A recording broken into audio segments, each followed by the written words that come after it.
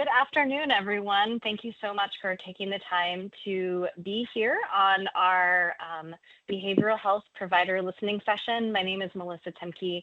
I am HCA's Behavioral Health Communication Manager. I'm just going to take us through a couple housekeeping slides, and then I'm going to hand it over to Enos and Tisha. So while this is really a time for you, so we are going to go through section updates for the Division of Behavioral Health and Recovery. We're also going to be sharing out some legislative priorities. Feel free to ask questions. Feel free to raise your hand, write a question in the chat. You can shout it out if you must. And then also just to remember on the call that this call is being recorded, so be careful about what you say. And if you want to look at past calls or you want to see this call when it's ready, when the recording's ready, probably in about a week, I have put the link to HCA's Behavioral Health YouTube channel in the chat. You can check out all past calls there. There's also a link to the slides in the chat. And you just want to remember to mute yourself if you're not speaking. With that, I'm going to go ahead and turn it over to Enos, who's going to do our welcome. Hi, Enos. Hello. Thank you. Thank you, Melissa. Good afternoon, everybody. As Melissa said, thank you for joining us this afternoon. My name is Enos Badra. I am one of the deputy directors within the Division of Behavioral Health and Recovery. Thank you for taking the time out to be here with us this afternoon. So as you can see the agenda on the screen, both Teresa and I are going to do just a brief welcoming, and then our section managers are going to give the updates. Then Kim Wright is going to go over the legislative updates, and then there'll be some time for some questions. I can see that we already have some questions in the chat, and so we do plan on addressing questions at the end. Yeah, that's it for me. Teresa, passing it off to you. Yeah, thank you so much, Enos. I appreciate it. So Teresa Claycamp, I'm a fellow deputy director with Enos as well, and just want to welcome you all. We do have a planned agenda today, so we're excited for that. I can already see in the chat we have some additional questions, and I'm just going to kind of address that in the very beginning with what I'm able to say. So before we move into our formal agenda, we do want to acknowledge that many of you are likely seeing national news that the federal government has put a pause on federal grants. At this time, we have more questions than answers, but wanted to assure that we are taking swift action to learn more about what this means or doesn't mean. We have no updates at this time, and we have no specific action at this time, but we will be communicating with our partners, our external partners, when we know more. And we recognize that this is stressful and uncertainty is stressful. But we will do what is in our control and to relay information when we can to mitigate any adverse impacts to you as our partners, and most importantly to those who are served in our communities. So want to express, again, validate that it's concerning news, but it is too early for us to be relaying any information at this time, and we certainly don't want to misinform and create more chaos, right? So we will go ahead and do our planned agenda for today, but we welcome you, and we'll go ahead and start moving into our section updates. Thank you. Thank you.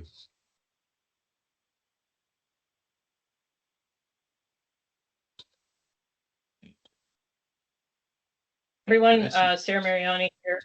Yeah, Sarah Mariani here with the Substance Use Disorder Prevention and Mental Health Promotion section.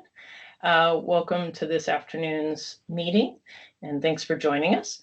A couple things that we wanted to let you know about is we do have our Starts With One campaign, and we're very excited to announce that we have a new partnership with Fred Meyer, who's officially joining the pharmacy component of this program, which will add 60 more pharmacies across 43 cities, 12 counties, which puts us at over 70 pharmacies participating in the program to educate people about the prescriptions that they're getting, take back, use as directed, all of those type of messages that help promote proper, safe, healthy use of the medications that people are receiving. And so we're really excited about this opportunity to continue to provide people with good education and have partnerships through the pharmacy program. Next up, some of you may be aware that we had a planned request for applications or funding announcement that was planned to go out in the fall, and subsequent freezes have held that up a bit. And so if you were watching for that opportunity and expecting it to come up, please know it is on hold for the time being.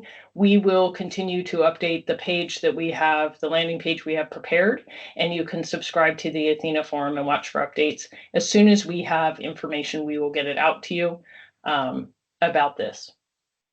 And last but not least, at this point, we're still planning and hoping to get together for the Spring Youth Forum, which is our premier opportunity to really put the spotlight on providing a recognition and training skill building opportunity for youth leaders in our state. So for those of you that aren't familiar with the Spring Youth Forum, very quickly, we pull together roughly about 350 people, mostly youth, and then their adult advisors, to come together. It has historically been at the Great Wolf Lodge in Chehalis area. And this is an opportunity for youth leaders who have been working on projects in their communities or schools for the entire year to come present the success that they've had and their results, share and learn from one another. And then we also have it as a friendly competition for a scholarship to a national youth event, as a matter of fact, that is coming up here next week. So this is an excellent opportunity to really spotlight the amazing young people we have in this state, working towards health, working on issues around prevention and health promotion, and problem gambling prevention. So we are hoping at this time to be able to continue to have that this year. We have tentatively scheduled the dates for May 6th and 7th. That's what we know about that. That's our updates for today. Thank you. Thank you, Sarah. Thanks, Sarah. Hi, I am Diana Cockrell. Those of you who have not met, I serve as section manager for the prenatal through age 25 behavioral health team here in DBHR. And if you've had a day like me, I just want to pause and invite you to take a deep breath with me and let it out. Man, this is a wild world these days, isn't it? Thank you. Okay, let's take good care of ourselves. Couple things I just want to make sure are on the radar, and you've got loaded up for awareness. Our Kids Mental Health Washington teams are all in process of standing up. So each region, there's 10 regions, has a Kids Mental Health Washington team.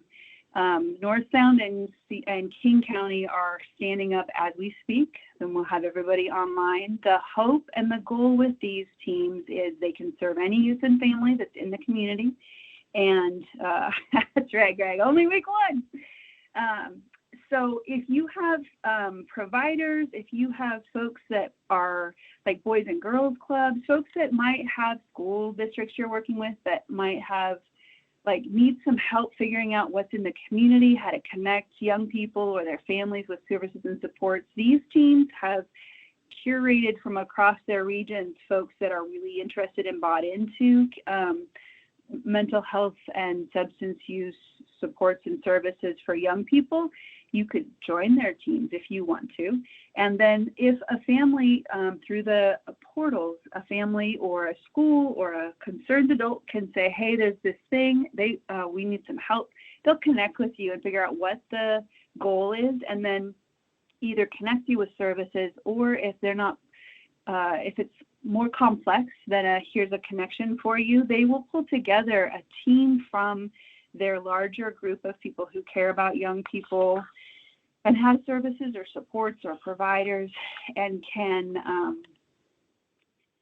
meet with the family and that group of folks to come up with a plan and a support for helping that family feel like they're surrounded and held and not alone as they work through trying to find their way. So I encourage you to check out that link, check out your region, meet those folks if that makes sense, and share the resource, because it's payer agnostic. This is about people. We're fortunate that we got to build something that is really about helping kids and families connect to services. So there's that. Then I said this last time too, so it might be a rerun if you're rejoining us, and maybe it'll sound different this time.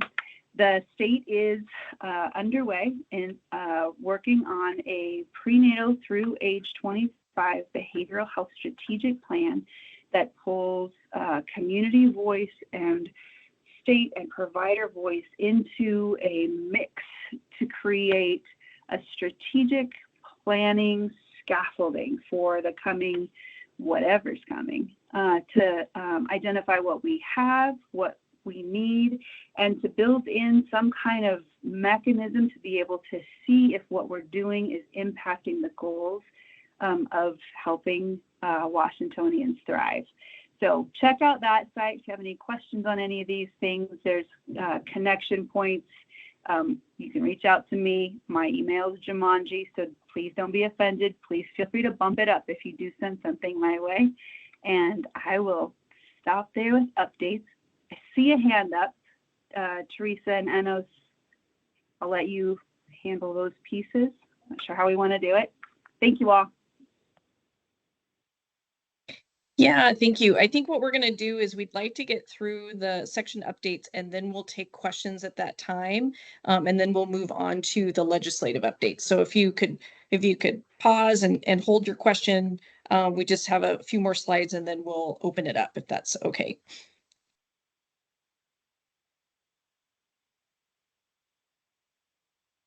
Hi everyone, this is Mo Bailey. I'm the Recovery Support Services Section Manager, and I just have a few updates about the new Certified Peer Specialist credential that is going to be going live through the Department of Health on July 1. We will be launching a new training for Certified Peer Specialists in March of 2025. So in a couple more months, we'll be having a new training. We are also going to be having a Supervision of Peer Specialist training. This will be held February 25th and 26th in CTAC. If you're interested or have anybody on your teams that are interested in taking this training, please reach out to Amanda Pauley for registration information. Priority for these trainings are going to be given to certified peer counselors and soon certified peer specialists who are currently supervising peers. We did complete a frequently asked questions, and it is available on the HCA Peer Support website or on the link when you get the slides. I'll also put that in chat. There is contact information on the FAQ. Please feel free to reach out. If you have any questions, we're more than happy to connect to answer those one-on-one as well.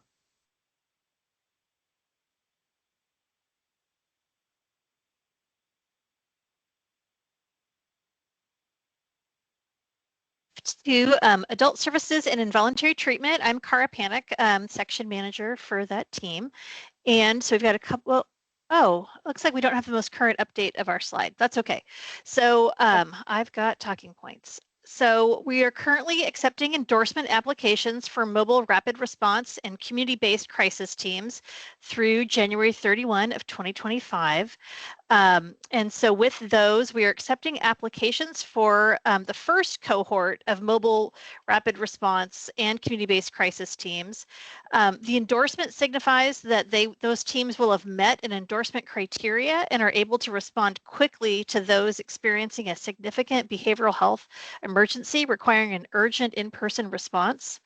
If these teams meet the endorsement standards, we expect them to receive their endorsements effective July 1, 2025, which can make them eligible for additional funds if they meet other additional criteria. And applications received after July 31st will be part of the second cohort, and they're going to be reviewed for endorsement effective January 1, 2026.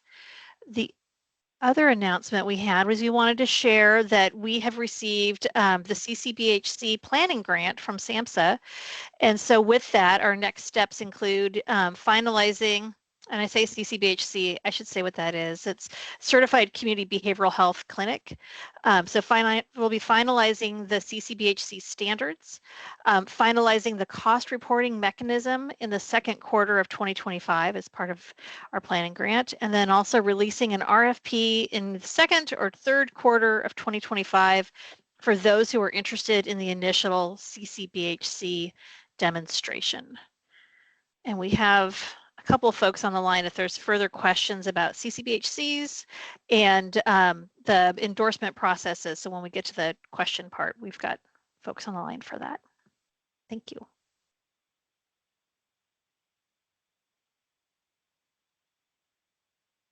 Good afternoon. I'm Nicole Mims, and I am the section manager for the diversion and reentry section. And a couple updates from our group. Foundational Community Supports, or FCS, hospital liaisons will be attending new employee orientation at the 2 state hospitals within the next week. And this will allow them to start working within the hospitals with the discharged social workers to increase the number of people that are leaving the state hospitals, connect to FCS in the region that they're moving back to from the state hospital.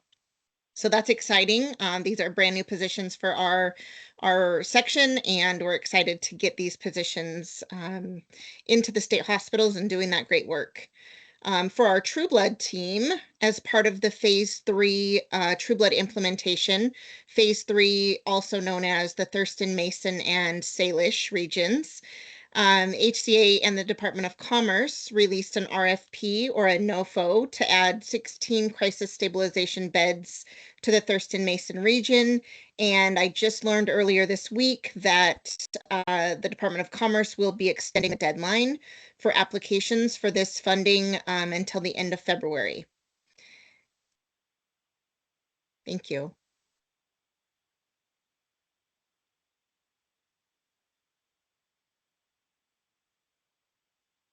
Hey, sorry about that. Good afternoon, everybody. My name is Tony Walton. I'm here to provide an update regarding the adult substance use and treatment section. Going to touch on a couple things that you'll see on the screen, as well as provide an update regarding some legislative reports. First, I want to point out that Washington State Healthcare Authority was awarded a competitive grant through the Department of Justice back in November, December. And so wanted to kind of share that update with this group. It was very competitive. Only 6 states received an award, and ours was $7 million over a period of 3 years. Obviously, given a lot of the new and recent information that Teresa was speaking to, we're continuing to evaluate how that may impact ongoing and development and implementation of this work, while still planning and still working with a number of state agencies and local partners that we asked for letters of support from to support our application. We're anticipating about 12 subrecipients and expanding access to substance use disorder services, as well as overdose prevention and overdose response across the sequential intercept model. So really looking at different ways that individuals intersect with the criminal legal system and trying to adapt and provide additional support to them along that way. And so really exciting, more to come about that. The other update I had was regarding a training series, specifically focusing on how to care and support individuals with opioid use disorder in the era of fentanyl. This is another one that comes out of the University of Washington Addictions, Drug, and Alcohol Institute. It starts next Wednesday, first Wednesday of February, and then it goes for 5 months from 12 to 1:30, and really focusing on looking at stigma, looking at different ways to support individuals as they're on their continuum of recovery and remission from opioid use disorder. And so a great opportunity for people to join, ask questions. I know that University of Washington will have a good array of different speakers and presenters sharing updates along those lines. The other update I had, that there wasn't enough room on the slide to add to and not enough time, but we also recently published and released to the legislature and Office of Financial Management several legislative reports that have to do with substance use disorder, that have to do with safe supply. We had a safe supply work group that met for all of 2024 that discussed what a model for safe supply in Washington State would look like. And then also recommendations about how to better engage with individuals at intake, screening, and assessment. I think we talked about several of these things back in 2024 and had some updates in this meeting. So just wanted to kind of close the loop and make sure everyone was aware that those legislative reports were published. I will put the link to our HCA website webpage in the chat so people can find those there. And with that, I think I'm the last section manager to provide an update. So I'll kick it back to Teresa and Enos. Thanks, Tony. And there is a request in the chat for you to put the link in the, I think for the training in the chat as well. So if you could also do that, that'd be fantastic. Great, thank you. So this, we've just got through our section updates. So I think what we'll do is we'll pause and open it up for questions on any of the updates that we've discussed thus far. So open it up before we move on to our legislative updates. I think there was a hand earlier, so if you want to ask your question or put it in chat or whatever works.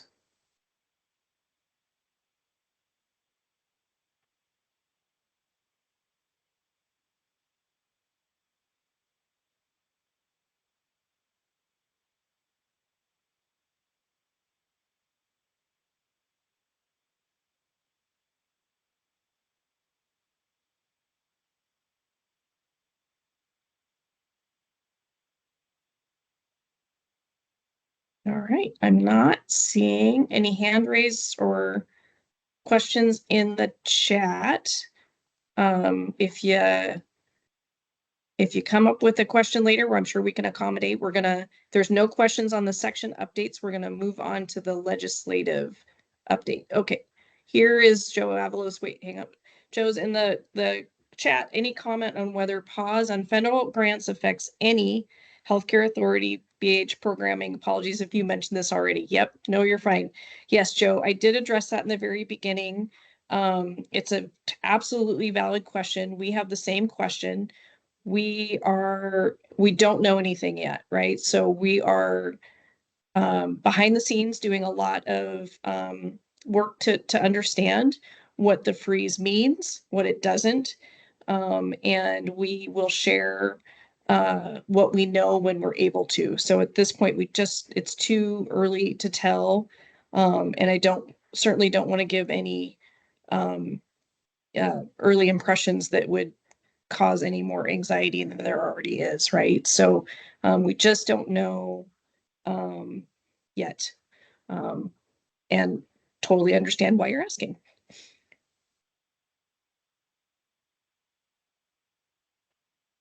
Okay, we're going to move on to the legislative updates from Kimberly Wright or Scott. I'm not sure. Hi, good afternoon. Can you hear me? Yes, I can. Fantastic. I like it when the tech works. So good afternoon. For those that have not yet had the opportunity to meet me, or for me to meet you, actually, my name is Kimberly Wright, and I have the pleasure to work here at the Behavioral Health or at the Healthcare Authority. I'm the Behavioral Health Operations and Planning Supervisor for the Division of Behavioral Health and Recovery.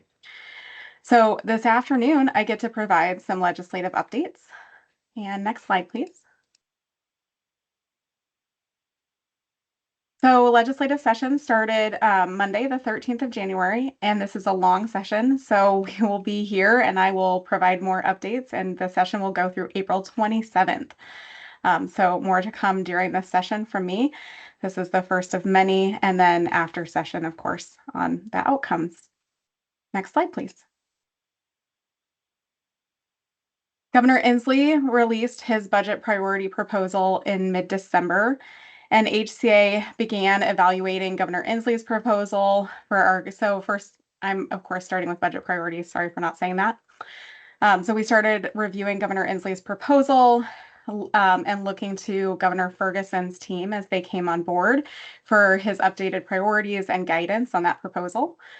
Some agency priorities that we saw funded in Governor Inslee's proposal include funding for Blake projects and programs, support for the Healthcare Authority to continue work to implement CCBHCs, and continued support for True Blood funding and True Blood Phase 4.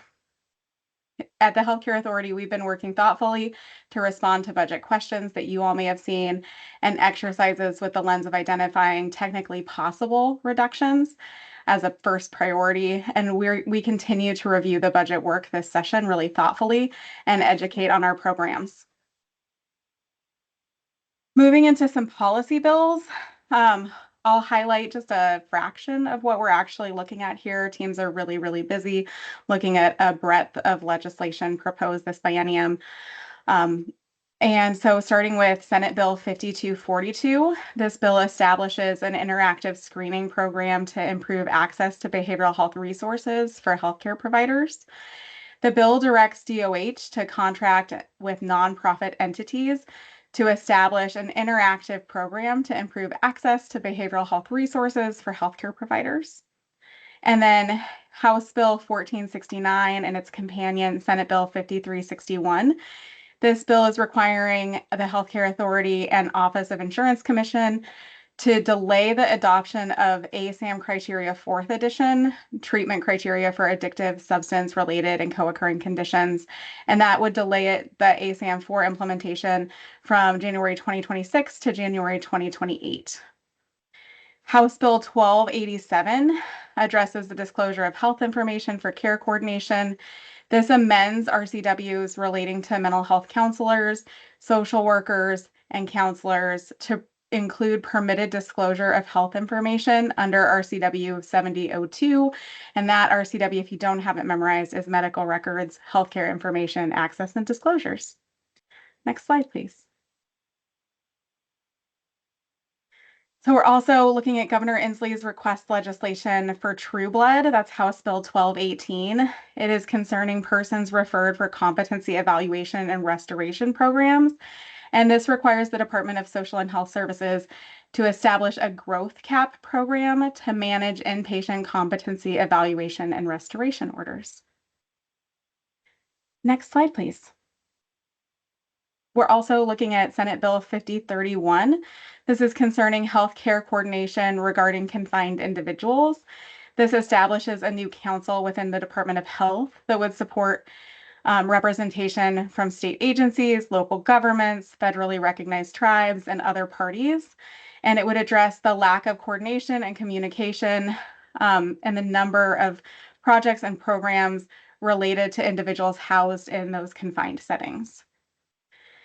Senate Bill 5139 is concerning the Reentry Council, and this is at the request of Department of Commerce, and it increases the Reentry Council's membership from 15 to 20 members, and those new members would include the Healthcare Authority, the Department of Social and Health Services, Employment and Securities Department, and 2 community members who are of the incarcerated population. It also allows the council to begin paying participants for their participation on the council. And then House Bill 1113 is concerning accountability and access to services for individuals charged with a misdemeanor. It establishes the Public Supporting Accountability and Fast Effective Treatment Act, or SAFET. That's a mouthful, that act. So Senate Bill 5031, a number of, sorry, next slide, Melissa. I didn't say that. Thank you. A number of bills around youth, young adults, and especially school-based services this session. Looking at Senate Bill 5082, which creates a housing assistance program for youth enrolled in extended foster care. This bill creates a housing program which provides a benefit to dependent young people in extended foster care that would be equivalent to the benefit provided by the federal Foster Youth Independence Program. So that would mean that young people in extended foster care can receive housing assistance while they are still dependent and still benefit from the program until they're 21. Senate Bill 5126 establishes a statewide network for student mental health and behavioral health. It creates a statewide network that will provide and expand oversight to Washington's school-based mental and behavioral health systems for children and adolescents. And then House Bill 1272 extends the program to address complex cases of children in crisis. This extends the existing program, the Children and Youth Multi-System Care Project Director position with the Office of the Governor, and other related programs to address complex cases of children in crisis. It would extend it until June 30th, 2027, instead of 2025, when it currently expires. Next slide, please. Thank you. Senate Bill 5083 and its companion House Bill 1123 are HCA agency request legislation. And these bills would ensure access to primary care, behavioral health, and affordable services, affordable hospital services. They set a payment floor for reimbursement for behavioral health and primary care, which would be a net rate increase for most public and school employee patients on those public benefits and their behavioral health benefits. Next slide, please. House Bill 1222 concerning public inspection and copying of proprietary financial and security information submitted. This is from the Gambling Commission. This bill expands public records disclosure exemptions that are related to gambling records submitted to or obtained by the Gambling Commission. And it also asks that they include additional financial statements and transactions, information about internal operational systems or procedures of a gaming facility, and then certain gaming facility security information and gaming equipment information. And then House Bill 1362 creates a gambling treatment diversion court pilot program to be conducted by the Administrative Office of the Courts. And that Administrative Office of the Courts implements that gambling diversion court pilot program by July 1st, 2027. Next slide, please. Senate Bill 5098 is restricting the possession of weapons on the premises of state or local public buildings, parks, or playground facilities, especially places where children are likely to be present, and county fairs, fair facilities, etc. This further extends and prohibits weapons at certain facilities, especially those where children are likely to be present. House Bill 1220 is concerning appropriate response to assaults by individuals in behavioral health crisis. This creates an exception for assault to the third-degree charges for individuals who are detained or is pending evaluation for detention, or is receiving in the process of seeking voluntary inpatient behavioral health treatment. Senate Bill 5067 is concerning impaired driving. This bill looks at lowering the blood alcohol concentration limit for operating a motor vehicle from 0.08 to 0.05. It also establishes a public interest campaign to inform the public of the change and the impacts to driving under the influence.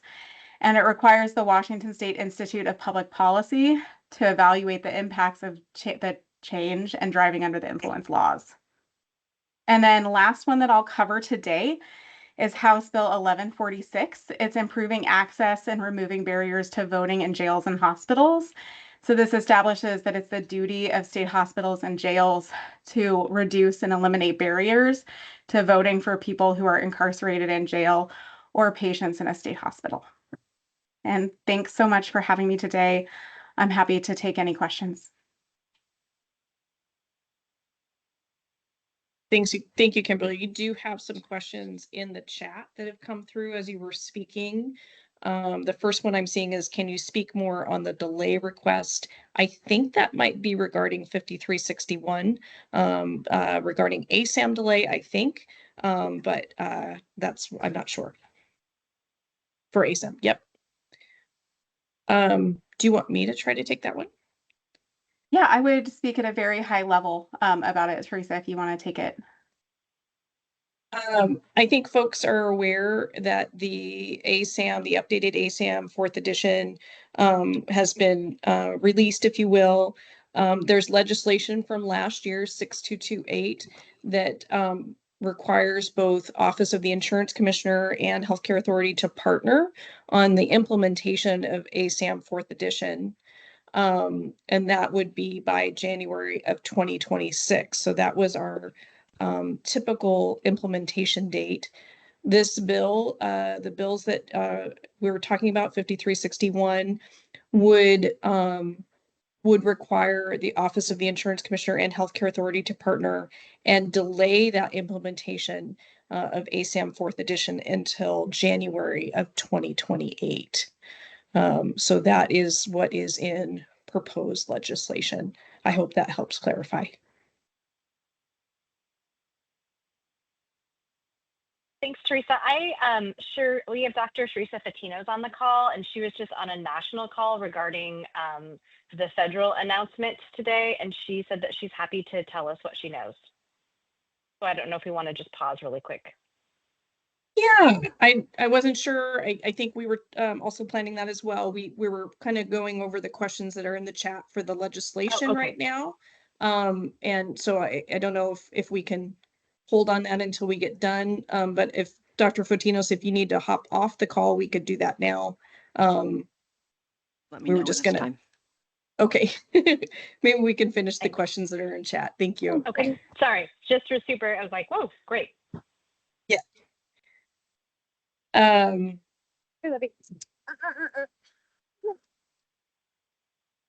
Okay, so there also is some additional, so Kim, there's some additional questions now in the chat. I don't know if you want to go one by one or. Yeah, I'll do that and just go one by one. So I see Karen has a question about the youth mental health legislation. She said 1272, just looking back for that bill, it is 1272 that extends the program to address complex cases of children in crisis. Karen, it looks like you're asking if that's extending House Bill 1580. I think so, but I also think Diana's in the call, so I would defer to Diana if that is on that bill. You are correct. That extends 1580. That's exactly yep. Thanks. Thanks so much, Diana. I see that Linda Dugan has a question about the benefit of being a CCBHC versus a community behavioral health provider with a behavioral health facility license. I think that is a decently complex question, so I would look to Cara and team if you want to take any of that answering here or follow up with Linda offline. We're going to follow up with Linda offline. She's provided her email address, so we can give her better detail in that format. Thanks so much. And then some more questions on ASAM. Teresa, yeah. Good question. Back to you. So, I mean, I would say this, that in order for us to implement ASAM for January 2026, Healthcare Authority did submit a decision packet with a budget request to do that. We were proposing for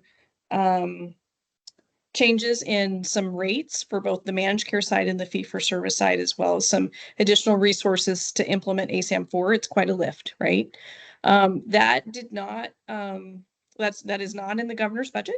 And so I think one of the, I think part of the intent of the legislation is in what I'm understanding, or what I think is I'm understanding, is that you know, without additional funding, it's going to be really hard, right, to implement ASAM 4, and delaying it to January of 2028 gives us more time, gives us all more time, right, to really understand what those changes really mean and entail, as well as also to determine what the budget needs would be to do that. So I think a lot of it has to do with the fiscal impact for ASAM 4.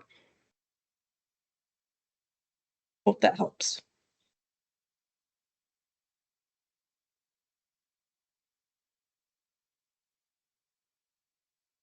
Correct. So, you know, per 6228 legislation from last year, we're coordinating the adoption of ASAM updates. So whether that's the ASAM 4th edition or whether that's the adolescent transition age youth edition, we as a state healthcare authority and Office of Insurance Commissioner will coordinate essentially the adoption of those updates to ASAM.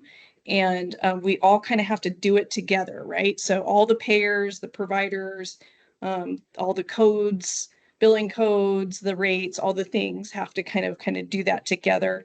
And so if there were a delay, we would delay that implementation and coordinate that at a later date.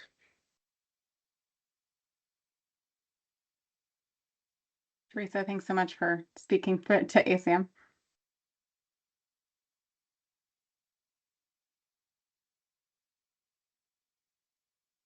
I think there's an additional question on ASAM. I'm not sure if you want to try to take that now, or knowing it's budgetly related, we could also take it and follow up with Jamie Carson later.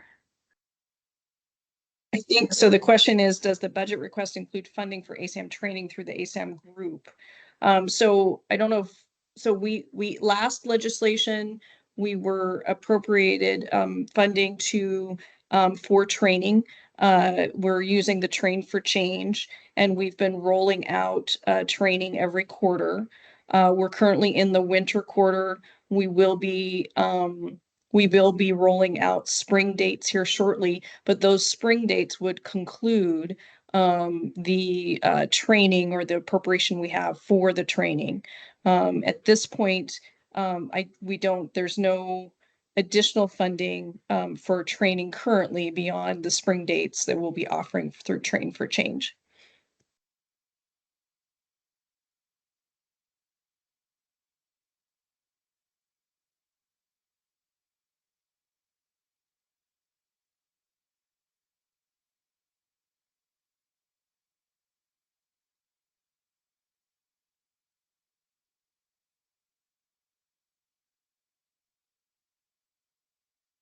So there is that additional question from Robert Hamilton about the additional training.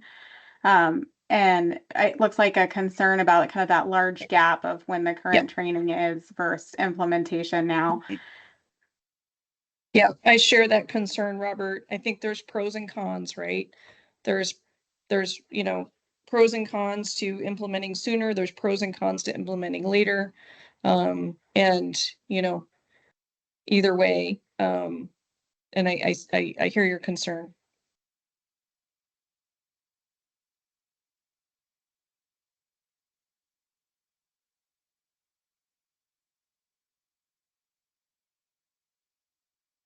Well, I just want to say thanks again for having me. I'm always happy to come and give updates on Ledge or anything else.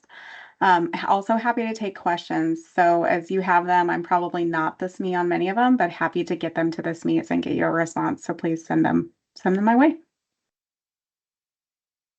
Thank you, Kim. Dr. Fatinos, would you mind sharing some information with us? No, just Teresa, I didn't know if you want to respond to that last comment. The time frame will be when the session is over, I would assume, and just whether or not the bill passes will determine the time frame. So thank you, everyone, for letting me interject into this call. It's been a fairly frenetic day from our agency perspective. So what I'm going to share is what I know, which will not be enough for everybody on the call because we don't know a lot.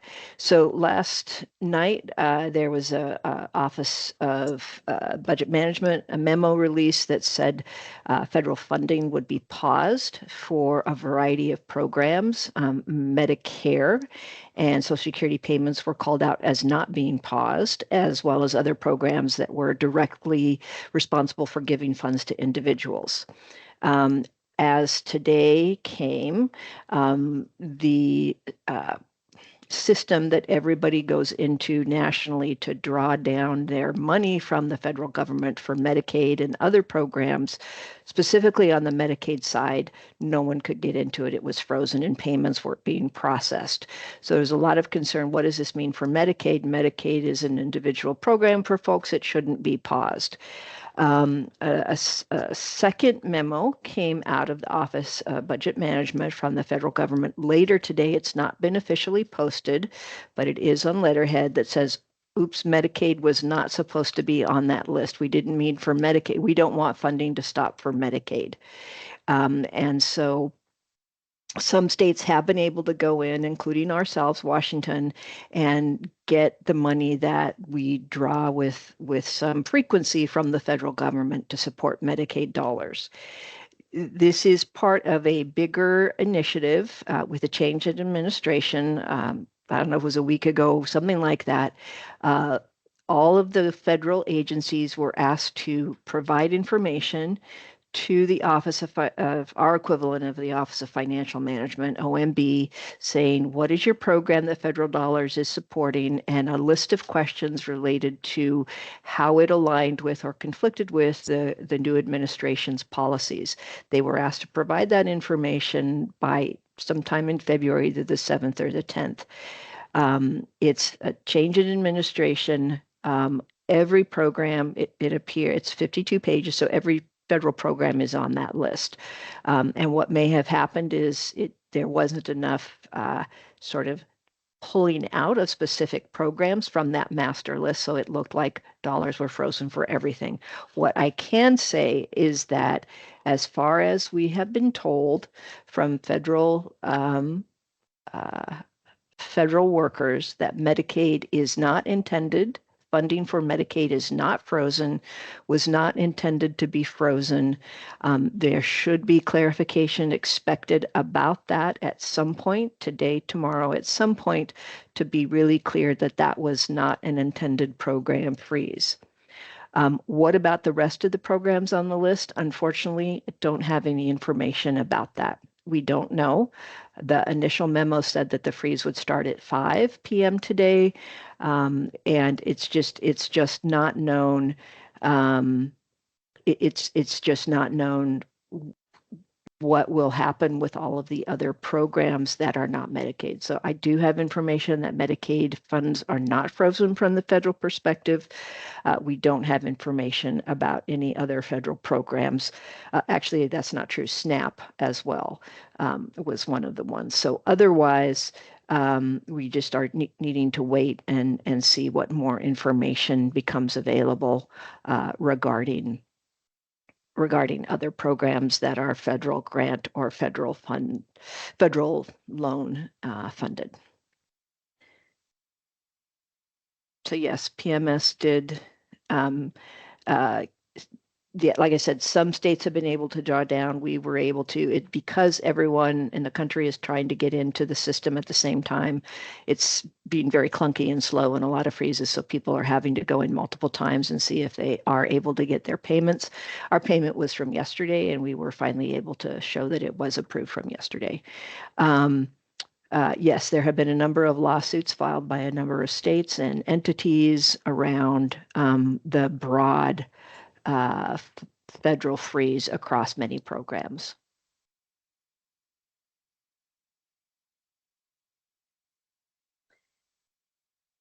Thank you, Dr. Fatinos. Check and see if we have any questions. So Medicaid. So the Medicaid. So this is the freeze today is sort of, it's there. I think there are over 2,000 federal programs.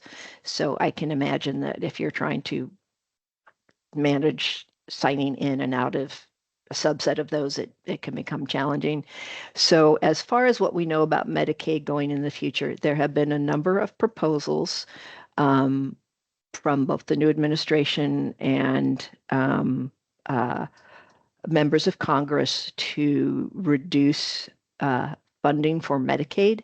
That includes options such as reducing the federal Medicaid match rate, both for people who are newly eligible, so people currently funded at 90% of the federal funds versus 10 of state, that would go to 50%, reducing all states to a 50% match regardless of population or lower, conversations about block grants, per capita amounts, work requirements. There are a lot of ideas and proposals out there that will be discussed in the upcoming congressional meetings about how to reduce the amount of funding that goes into Medicaid. And so that budget process, my understanding is in February, may be finalized by March when the government has to refund itself again. So more to come on that. We don't have any more details, and that will come out of how Congress negotiates those discussions and what they end up with. But we do know that cutting back Medicaid dollars in total is a priority of a number of folks currently in the administration and Congress.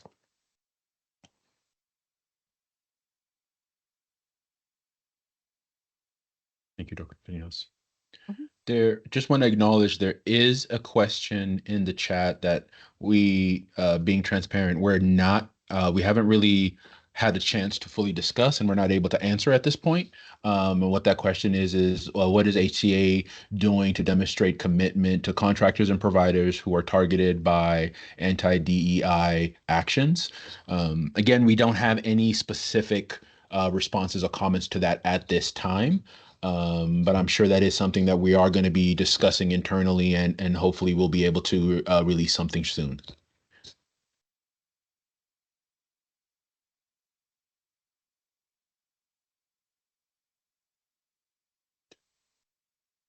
Do we have any other questions about anything that was brought up today?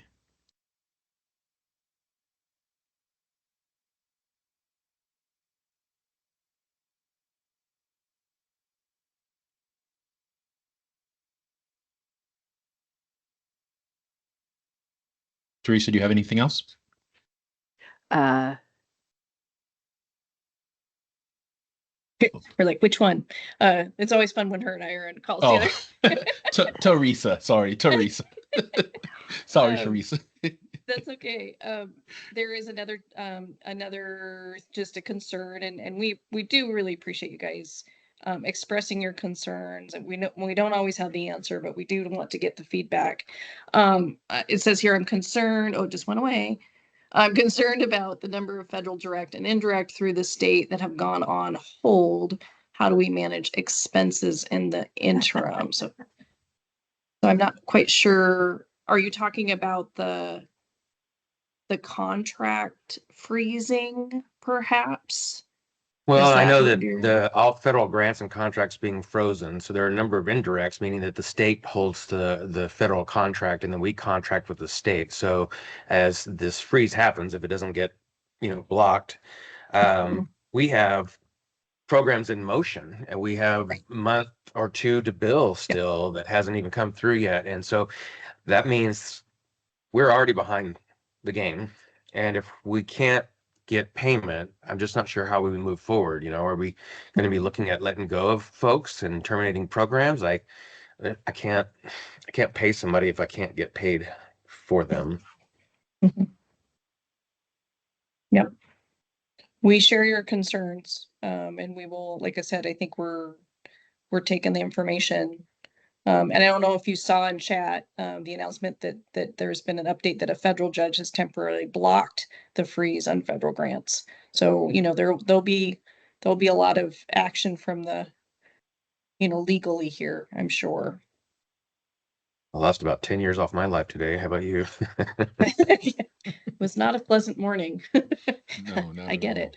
Not at all. Yeah, and then Melody, any suggestions on how to alleviate the anxiety for the people we serve and our staff? Can we dust off the COVID tools on self-care? It's a good idea. I mean, I think we just, this is tough times. I think we need to lean on each other and offer support and empathy and all of the things, right? So just to echo what has already been said, I think one of the things that we're trying to do is we're trying to be as transparent as we can and share information as we get it.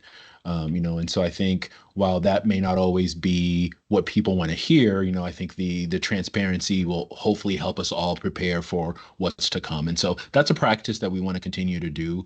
And so we do plan on continuing to share information as we receive it.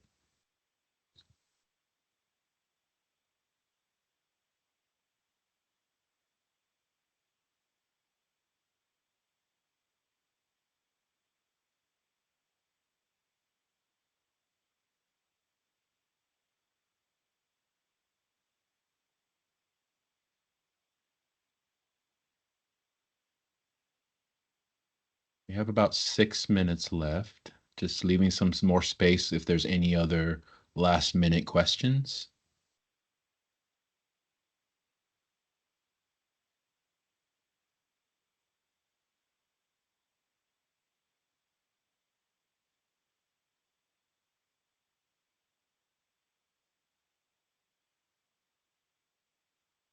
Teresa, do you have anything? I don't, and I am seeing that there's a question. So yes, we will put the recording. The recording goes on our website about a week after this meeting. So we will have the recording accessible. I don't know if Sandra or Melissa might maybe did we already put the link in there in the very beginning, I assume? Great. I'll move it down below so you can easily access it. So you can also access, this is the link to HCA's behavioral health YouTube site. So you can access the call that will be posted probably early next week, and then all of our past calls as well. Thank you, Melissa. And we do these every other month, right? Our next one is going to be in March, I believe. We do reserve the right though to call an earlier meeting if we need to. If we need to do one in February, we could always do that. But we are planning on these every other month during ledge session for now. And then of course our Gov Delivery message system is one of the other main ways that we communicate to folks. So if you're not signed up for Gov Delivery messages, you probably want to make sure you are.